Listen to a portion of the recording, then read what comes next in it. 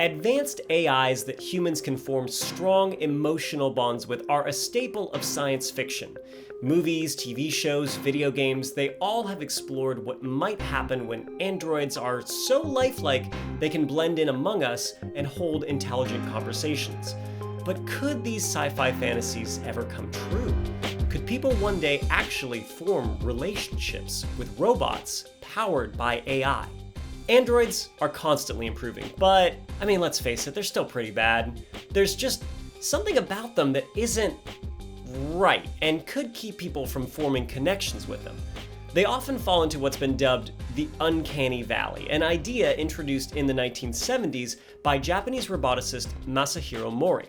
He noticed how people seem repulsed by things that were very close to human, but not quite there.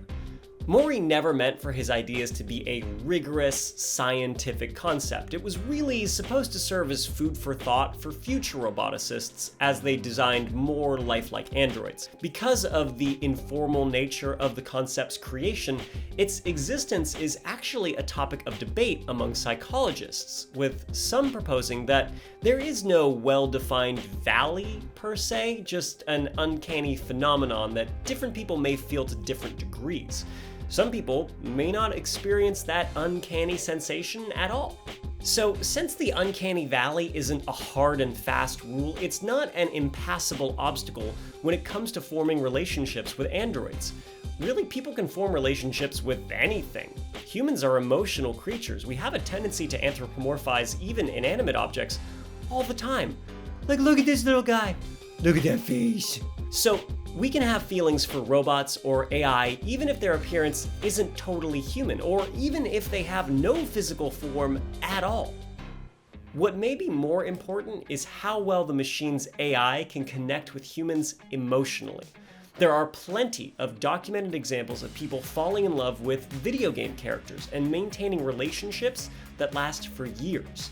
One Japanese game, Love Plus, has fans so loyal to the game and its anime-style love interests that a resort town outside Tokyo caters to players who bring their virtual dates on real romantic getaways.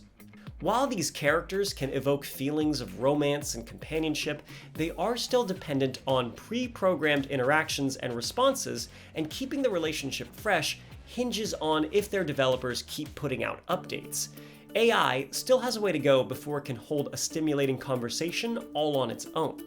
Algorithms have yet to master empathetic dialogue, or the ability to answer tough questions with meaningful responses. But some algorithms can be very convincing. One language model, GPT-3, draws from billions of web pages and books to calculate what words a human would probably use in a conversation. It's far from perfect, but still believable enough that the company behind it won't release it to the public for safety reasons. Still, one coder gained access to the beta and used it to make a chatbot that anyone could interact with.